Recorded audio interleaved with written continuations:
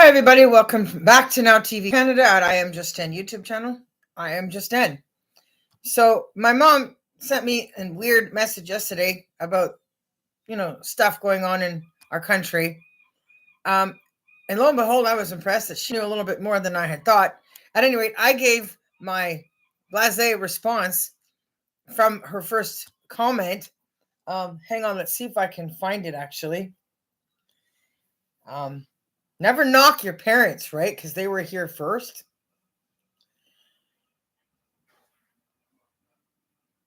And she blew me out of the water. And I know a lot. I'm a smart lady. I've been around 50 years. Plus, I've had a hard knock life, right? So you learn stuff. My mom's life's been a little bit easier, but still single parent and divorce. Can't get that to stay behind my head.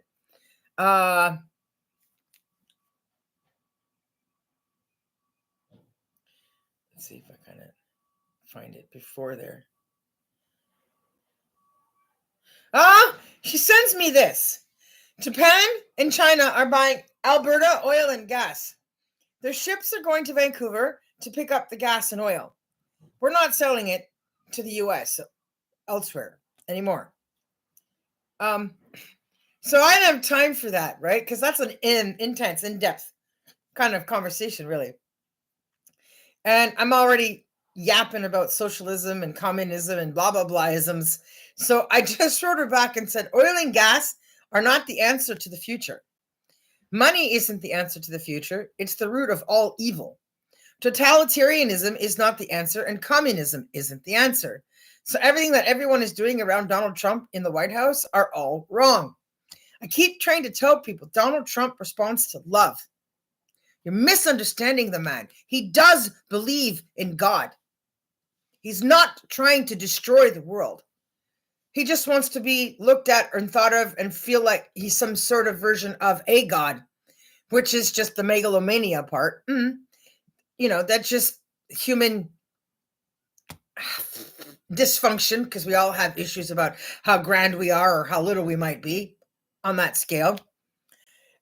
Thankfully, it doesn't affect my side of the solution and answer for things, because I'm a movie writer, producer, director. I do this stuff, right, online. So people can now just watch my YouTube channel for all those answers they are needing here. So then I said, I now worry about the accidents in the ocean with those ships transporting materials that can destroy all life in the water as we know it, as well as the clean water for consumption as we know it. That's a bigger concern for me than all the socialism being practiced and what will happen when everyone is finished spending everyone else's money. And there is no more money to spend, because it's the earth and water that essentially provided what all human life needs, with or without money or oil or gas in the equation. We got nothing if we destroy that. We are destroyed. So then she writes me back out of the blue, like hours and hours later. I think that conversation was like 12 o'clock when it started. And then she writes me back at 4 o'clock, after 4 o'clock. Vancouver has the biggest organized crime from China, Iran, and Middle East. The ships bring in drugs to Vancouver, and the drug pins sell it. There are 4,000 crime groups in Canada. Liberal government laid off prosecutors when police had caught one of the biggest drug lords. Because they laid the prosecutors off dealing with the case, they let the drug lord guy go. I'm not going to get into percentages of what that was. And then she's like, Canada isn't a safe country. And she's like, Justin is letting everything go on here because that's what he learned, right? That's what he learned about politics. I said, Vancouver is the portal for around the world. So lots of stuff comes through our docks, but certainly not everything. America is a much, much bigger country. Colombia is bigger, right? Mexico is huge. So don't blame it all on us, right? This pattern of action that's been going in Canada has been around a long time, just within the exclusivities of our country, not relevant to supplying the world. The Middle East are professional criminals. There's lots of bad people everywhere. Mexicans, Cubans, don't mind me there. And now Justin knows now when it's too late that he made a very big mistake, and he doesn't know what to do because the crime is out of control beyond his scope of knowledge. He has no lived experience. He's never hitchhiked across Canada. He's never walked from the steps of Parliament all the way across Canada or taken a Greyhound, talked to people, been on the bus with them. He should. And he doesn't have the stats and information and experience to have any idea on how to deal with the matter. You have to actually do the research, get the stats, and know what's going on in your country in order to know how to lead it. You have to be able to understand scripture and prayer and how to seek God and Jesus too. None of which Justin has ever done or been taught to do. And to the end is still not seeking answers for anything from that God, right? Or those scriptures. That is why he must step down. It is the same as God telling him directly he has done bad in his eyes and that he will not be receiving any more answers on what to do about anything from God. And therefore his brain connections and function in that capacity with God now came to an end. Click. Switches off. At which point he immediately recognized that he had to resign because he can't. There's no information. My mom writes back and says, in 1973, Canada and China signed a trade agreement. China brought in crime groups to Canada. Well, yeah, they're the opium experts of the world, right? 5,000 centuries of knowing what to do with that pain plant. And so this drug war, pharmacy war, has very much a part of that totalitarianism attitude of the people that have been living in that suppressed wave under communism for so long. So they want a piece of the pie. And so they focused on our country because it's smaller and easier. Trudeau has allowed these crime groups to function here. But now there's too many. It's too many people. And now we're at a point where it's like, where's the Canadians? And when they say 80% of Canadians agree with the pipelines for the oil and gas across country so that there's constant construction going all along our country. And, your construction's going right through farmland and around highways and little mountains and clean water and wildlife. That's mass destruction, right? You're turning the country into one big bomb. And the 80% you're talking about, that's not Canadians. First generation people here are not Canadians. You have a soulless country if you are destroying the people who have 200, 300, 400 years of history in this land. Because it's going to kill the animals, going to kill the nature because they don't know you. You don't know them. If you don't care, if it's all about capitalism and making money, then it's going to die because you're not giving it love. You're not love. So that's not the answer. What did I say? Canada was never safe. The country and the whole image about the history and background of this place was always covered up and swept under the rug and not talked about. I have tons of research and stuff on continued episodes that I can pull out to talk about all the way back to the inception of the RCMP, which was originally built as a farm camp in case we needed military backup from the Queen. Whether you were in the RCMP, as I just said, or just a citizen, the stories of people whose lives have been wrecked by dishonesty and violence, people in this country, it has gone all the way back to almost its very beginning. Satan has been fighting for time to try and progress his part of the world and his people so he could catch up and find a way to bring a bunch of them here. And I'm talking all of his bad people everywhere, right? Because bad people come in every shade. Only he knows Jesus did die already and that Jehovah is really God. And nobody in his world is ordained as a king with oil dropped on their heads in a coronation in a church of God anywhere on earth. Those days are gone. God pulled himself out in a way, dismantled it from the days of Manasseh, and it will stay destroyed like Gaza. All of his people have brains just like Justin's, where they are cut off from the information that creates the solutions and provides progress to the world. Instead, they hinder and hurt it and, in effect, reverse things as they move forward. And now we are coming to the conclusion of things, and that Satan has gone as far as he can go, and Jehovah and Jesus now have to step in to clean up the mess with truth, righteousness, and love. And then I said to her, where did you learn all that stuff about the agreement around Chinese criminals? And I'm like, you completely matched me for what I had said earlier in the day about money, greed, communism, crime, oil, gas, and socialism. I didn't look in that era from 1973. I said the point is from 1973 until now, they've had a lot of time to try and execute their theories. And we are now at its threshold, and it has completely proven itself to be a false hope. Wrong in every way and not resulted in what it was they were trying to do. Your plans didn't work, folks. Great minds think alike. Sure can tell we are family. And then she's like, oh, well, I Googled our government about trades. Now, the reason I'm making this video before I head to work is because when that trade agreement was done, Pierre Trudeau was in office. He was already mingling with the bad people in the background. He was already traveling to other countries, trying to figure out what kind of trades he could get, kind of business he can make with people in other places to build his career and build this image of what he's thinking is building a better Canada.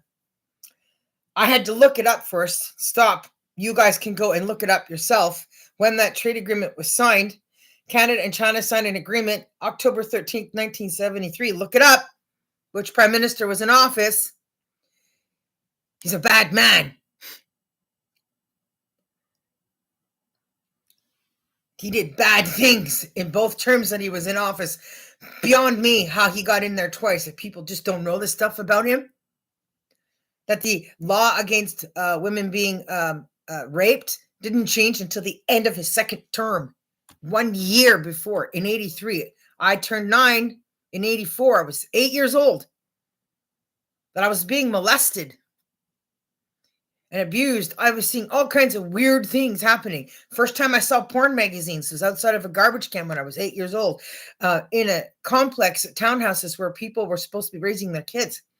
I saw an actual vibrator in a window on its edge with curtains closed in some townhouse that was literally 20 feet from the playground.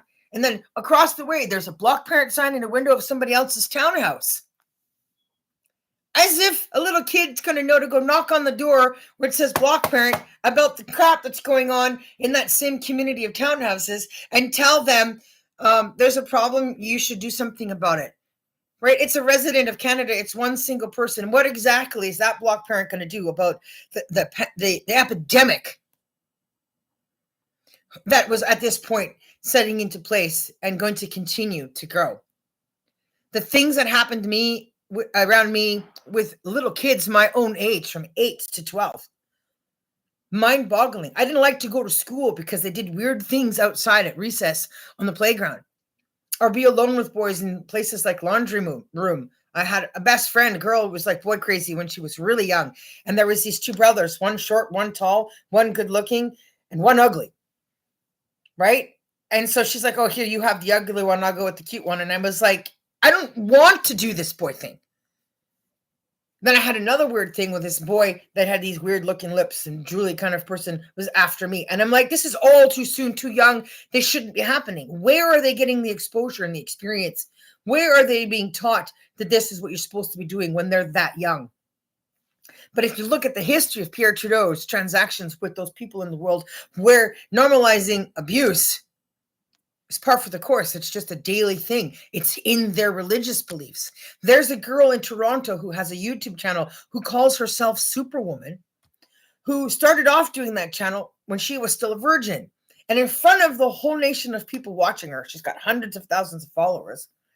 She loses her virginity out of wedlock, finds a boyfriend of her choice, and she could have chosen, a Canadian black guy or some other black guy and moved ahead, moved up, and did something wonderful with her opportunities that God given her this chance to do. She chooses one of those. And then there's all kinds of make out, intimate, weird stuff, videos, and shacked up together stuff. And that's all in the name of religion.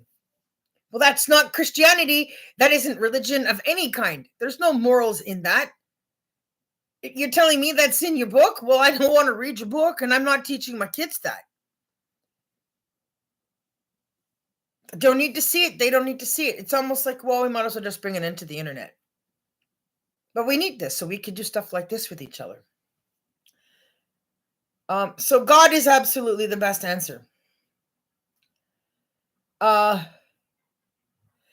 that's what the picture looks like, the proof that it's there, October 13th, 1973. I'm not reading all of that. You guys can go read. Treaty Accord. So that's when the beginning all that bad stuff happened. Truth about this with China.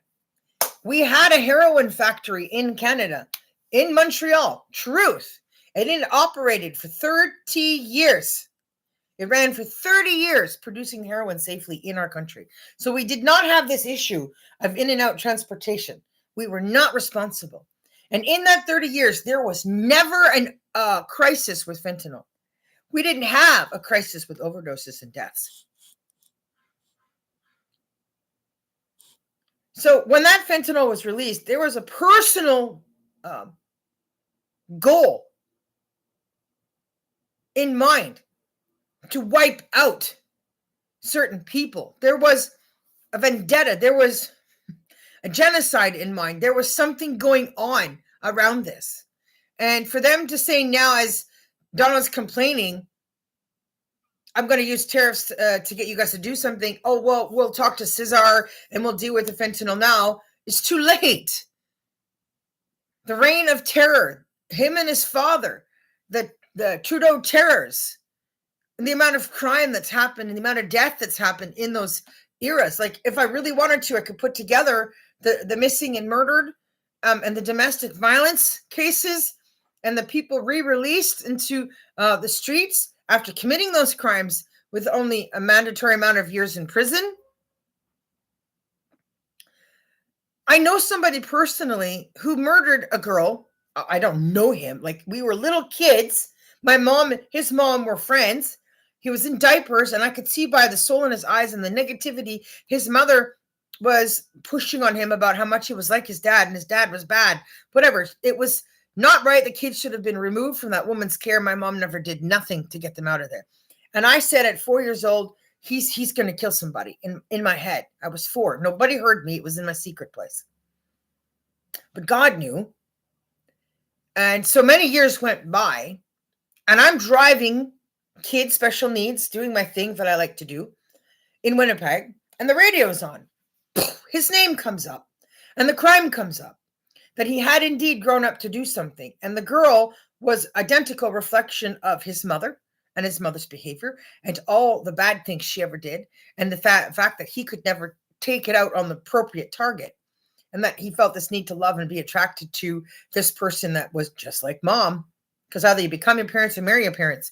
And it was so bad, he lost it because of all that rage and need to get it out from somewhere, no therapy or counseling, toward his mother. He chopped this girl up into pieces. She was shoved into garbage bags, drove all the way out to his grandparents' place, and he hid her body in those bags under their porch in their cabin out in the middle of nowhere. He left her kid alone in that apartment. So he gets into remand, and then he's convicted, and he's put time in prison. He doesn't have a criminal record. He studies the Bible, becomes reborn in prison.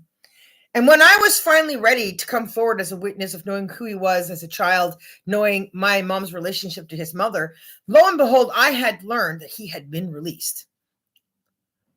I was stunned because by the time I was ready to just make the idea of giving a statement coming forward about his background, so I could give a statement in his defense about his childhood and why that happened, he was already out. And I was shocked because it wasn't time. There was no way anybody who methodically could take the much time to chop somebody up like Robert Picton did to his women on the farm should be out of prison so quickly. And he's here. He was brought, he came to BC because his mom is still alive and she's in Winnipeg. So essentially, God knows, in order for him to regain any kind of sanity or any part of his life back, don't go near your mother.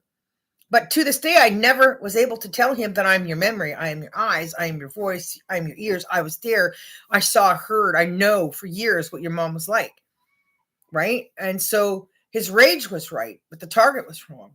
And letting them back out and reintegrating to society when they're not ready and the right therapy isn't provided is not the solution. Studying the Bible in of itself and saying you're reborn is not in of itself a guarantee that you are and that you're not going to lose your mind again, because you've already proved that you have. So what I want to do with this, let's talk about crime, is go through how many people are being reintegrated into society who've committed heinous crimes like this, where not only should they not be getting out of prison, but they should probably be having their lives taken. So life in prison without parole or death sentence. And at which point we should be talking with Donald Trump about his prisons that have death penalty prisons we could use, where people literally have their lights put out within a week of getting there.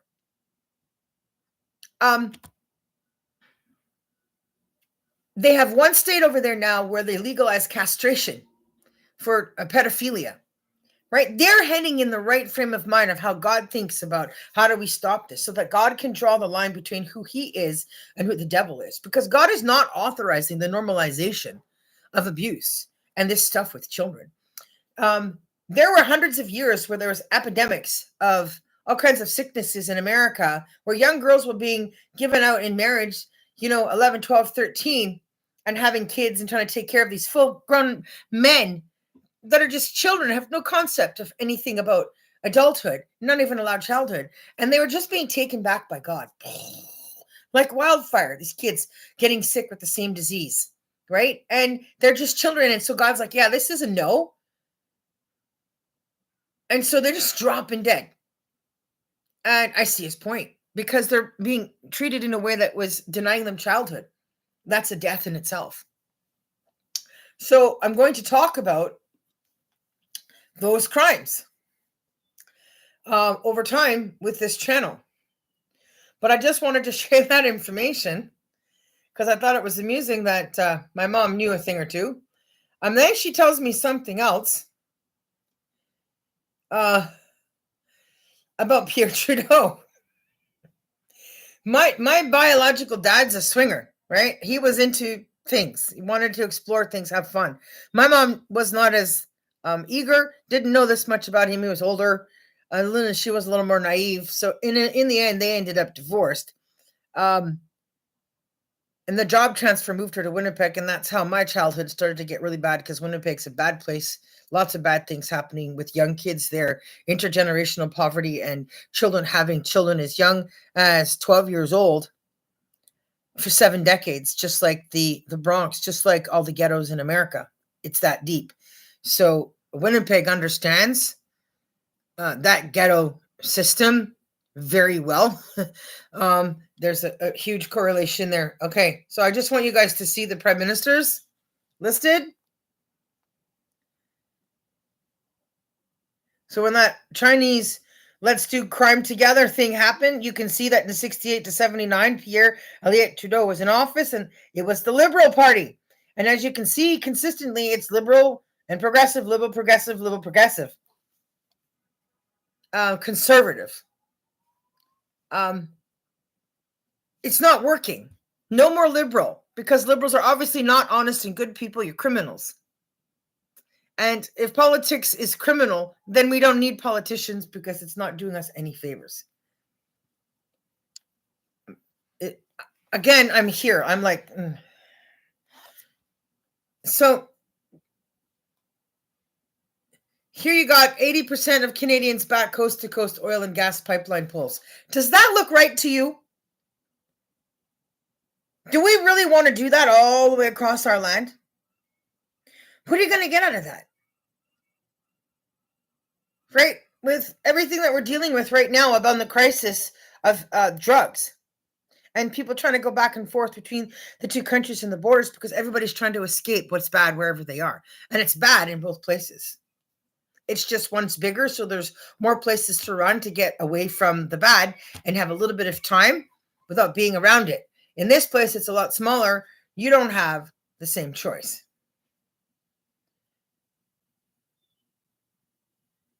So it gives you lots to have to think about. I'm going to go and try and see if I can find the Wikipedia list I was reading from.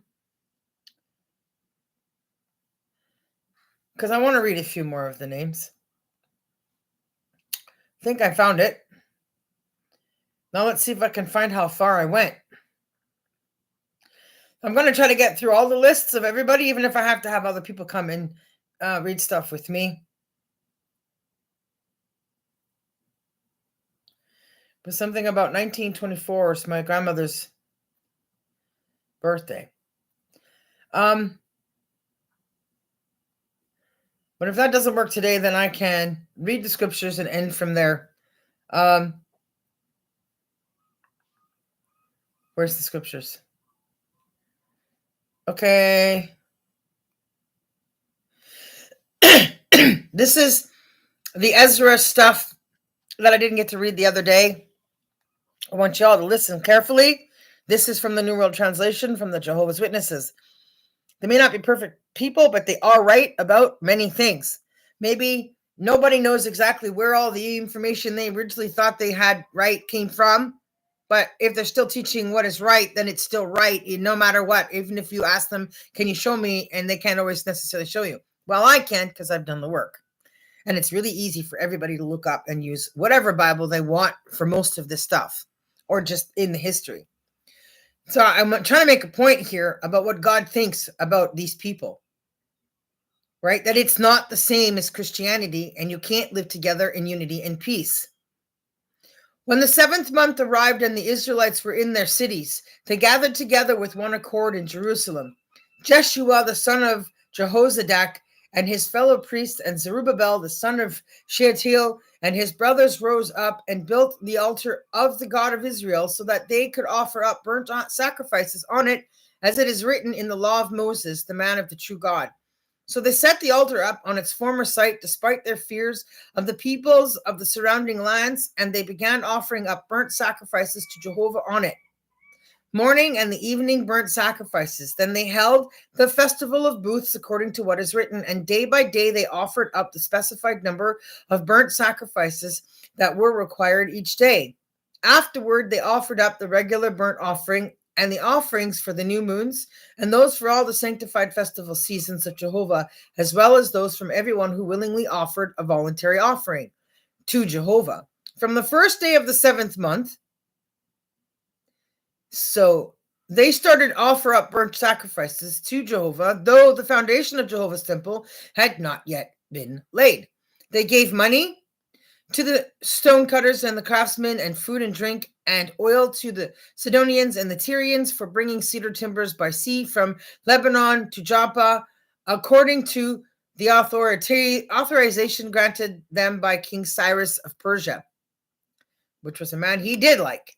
In the 2nd year, after they came to the house of the true God, at Jerusalem in the 2nd month, Zerubbabel, the son of Shealtiel, Jeshua, the son of Jehozadak, and the rest of their brothers, the priests and the Levites, and all those who had come to Jerusalem out of the captivity, started their work. They appointed the Levites from 20 years old and up to serve as supervisors over the work of the house of Jehovah. So Jeshua, his sons, and his brothers, and Kadmiel and his sons, the sons of Judah, joined together to supervise those doing the work in the house of the true God. Along with the sons of Henadad, their sons and their brothers, the Levites, when the builders laid the foundation of the temple of Jehovah. Then the priests in official clothing, with the trumpets, and the Levites, the sons of Asaph, with the cymbals, stood up to praise Jehovah according to the direction of King David of Israel. And they began to sing in response by praising and giving thanks to Jehovah, for he is good, his loyal love toward Israel endures forever. Then all the people shouted with a loud shout of praise to Jehovah, because the foundation of the house of Jehovah had been laid. Many of the priests, the Levites, and the heads of the paternal houses, the old men who had seen the former house, wept with a loud voice when they saw the foundation of this house being laid. With many others shouted joyfully, while many others shouted joyfully at the top of their voices. So the people could not distinguish the sound of the joyful shouts from the sound of the weeping, for the people were shouting so loudly that the sound was heard from a great distance. And so forever in history, that temple in Jerusalem and all of these services that the true God has been trying to initiate and uphold, constantly been attacked and targeted. And so it goes today here in Canada. What are you going to do? Try to go back in time and say, oh, you can reverse the decisions and make it dangerous and treat us like we're the Jews in Auschwitz? Well, you can't, right? Because Jesus did die. God is real. And we are living in a land of freedom. And it's not going to become totalitarianism or communism or socialism. You're all almost out of spending other people's money. Nobody needs to be living in micro apartments, right? It doesn't increase artistry. That's one of the reasons I'm behind in what I'm doing. But now listen to chapter 4 in Ezra. When the enemies of Judah and Benjamin heard that the returned exiles were building a temple to Jehovah, the God of Israel, they immediately approached Zerubbabel and the heads of the paternal houses and said to them, "Let us build along with you. For like you, we worship your God too. And we have been sacrificing to him since the days of King Esarhaddon of Assyria, who brought us here." No, you don't. No, it's not the same. However, Zerubbabel and Jeshua and the rest of the heads of the paternal houses of Israel said to them, "You have no share with us in building a house to our God. For we alone will build it to Jehovah, the God of Israel, just as King Cyrus, the king of Persia, has commanded us." Now, we still have just rebel on the ground. That's why you see all these new temples all over the place, because God is going to firmly establish his kingdom through Jesus on earth forever. And that is why the Church of Jesus Christ of Latter-day Saints are known as the temple building people, because that is their job. That is what God sent them to earth to be the saints before the witnesses came, to prepare for the way of Jesus Christ. And it is upon us now, waiting for him to show himself. I want to be there. I know where he's going, and I got to plan a trip. Then the people of the land were continually discouraging the people of Judah and disheartening them from building. They hired advisors against them to frustrate their plans all the days of King Cyrus of Persia until the reign of King Darius of Persia. At the beginning of the reign of Ahasuerus, they wrote an accusation against the inhabitants of Judah and Jerusalem. And in the days of King Artaxerxes of Persia, Bishlam, Mithridath, Tabel, and the rest of his colleagues wrote to Artaxerxes, the king. They translated the letter into Aramaic, writing it with Aramaic characters. Rehum, the chief government official, and Shimshai, the scribe, wrote a letter against Jerusalem to King Artaxerxes as follows. See, the troublemakers, the lies, the deceit, deception, it just never ends. It was from Rehum, the chief government official, and Shishai, the scribe, and the rest of the colleagues, the judges and the lesser governors, the secretaries, the people of Iraq, the Babylonians, inhabitants of Susa, that is, the Elamites, and the rest of the nations, that the great and honorable Asenapar took into exile and settled into the cities of Samaria, and the rest in the region beyond the river. And now this is a copy of the letter that they sent him. To King Artaxerxes, from your servants, the men of the region beyond the river. And now let it be known to the king that the Jews who came up here from you to us have arrived at Jerusalem. They are rebuilding the rebellious and wicked city, and they are finishing the walls and repairing the foundations. Now let it be known to the king that if this city should be rebuilt and its walls finished, they will not give tax, tribute, or toll, and it will result in a loss to the treasuries of the kings, since we eat the salt of the palace, and it is not proper for us to see the king's interests harmed. We have therefore sent to make this known to the king, so that there may be an investigation of the book of records of your ancestors. You will find in the book of records and learn that this city is a rebellious city, injurious to kings and provinces, and within it have been those stirring up sedition from ancient times. That is why this city was destroyed. We are making known to the king that if this city is rebuilt and its walls are finished, you will have no control of the region beyond the river. Well, does anybody have any control over what God does when God is the truth? No, not really. So, it's not them stirring up problems. It's these guys, the liars, try to always stir up problems. The king sent word to Rehum, the chief government official, and Shimshai the scribe, and the rest of their colleagues who were dwelling in Samaria, and the rest of the region beyond the river. Greetings, and now the official document that you sent us has been clearly read before me. By my order and investigation, it was made. And we found that from long ago, the city has had uprisings against kings, and rebellions and revolts have taken place there. There were powerful kings over Jerusalem who ruled the whole region beyond the river, and tax and tribute and toll were paid to them. You can't do that today because there are no pharaohs. No, taxes and tolls and tributes are just not needed any more than pipelines. Gas and oil is not the future to cars, houses, apartments. Now, issue an order for these men to stop work so that the city may not be rebuilt until I issue an order. Be careful not to neglect acting in this regard so that the king's interests are not harmed any further. Now, after the copy of the official document of King Artaxerxes had been read before Raham and Shimshai, the scribe and their colleagues, they quickly went to Jerusalem to the Jews and used force to stop them. It was then that the work of the house of God, which was in Jerusalem, came to a halt, and it remained at a standstill until the second year of the reign of King Darius of Persia. So I won't read any of that, but you get the point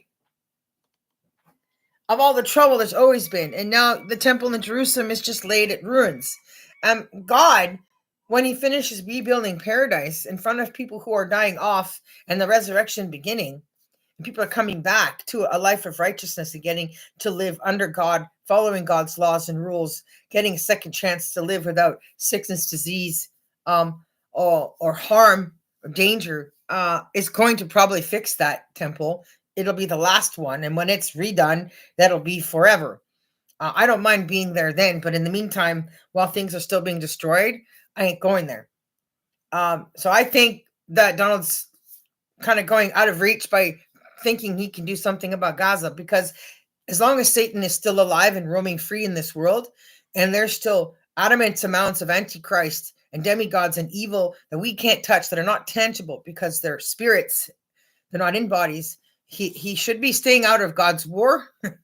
And what God is doing, because we don't know what God wants to do and what's the best. So I make these videos to do my best in sharing what I can in helping people to stay away from politics. Just don't vote. Let's shut down Parliament. We don't need it.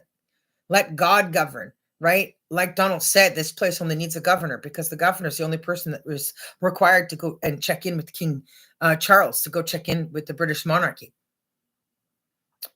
It's small enough to country to fix with that Commonwealth under the British pound and other European nations to make it a better country, starting with no more the making of fentanyl, just none.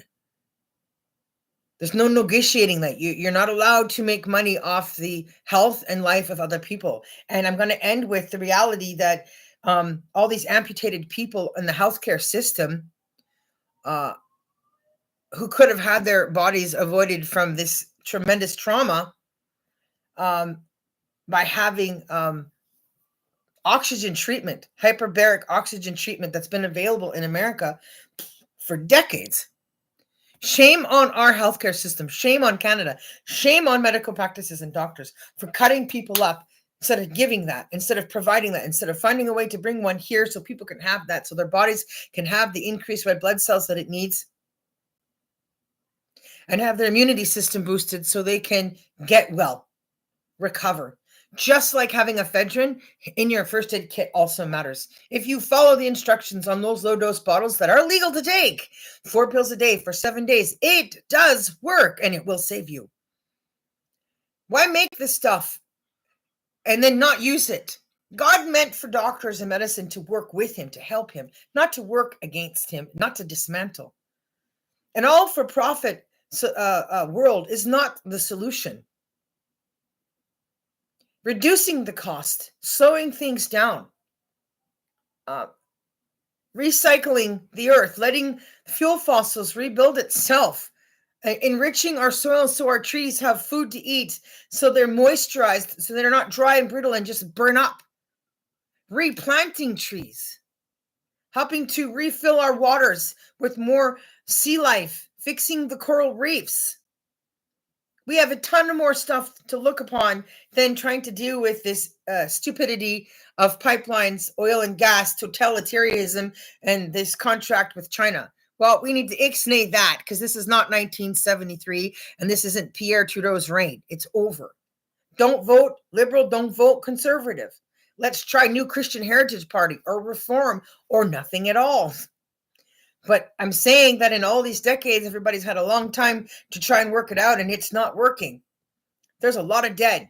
So I'm going to go to work and I'm going to do another issue on crime where I'm just going to focus back on saying the names of the dead, because I've now shared what I wanted to share about the two father-son deals on the 2 terms they both had in office, and that the son had learned from the father through his imitations and what his father taught him, which was wrong and unhealthy, which cost a lot of lives. And I think I want to go through the list of the crimes and the dead in the same blocks of their time in office as prime ministers, because I think it's very important that we know how many people have been re-released to our society who are people who should have been sentenced to life in prison without parole, or have the death sentence, or have castration. I fully support eunuchs, like in this system of crimes where they cannot use it again to hurt anybody.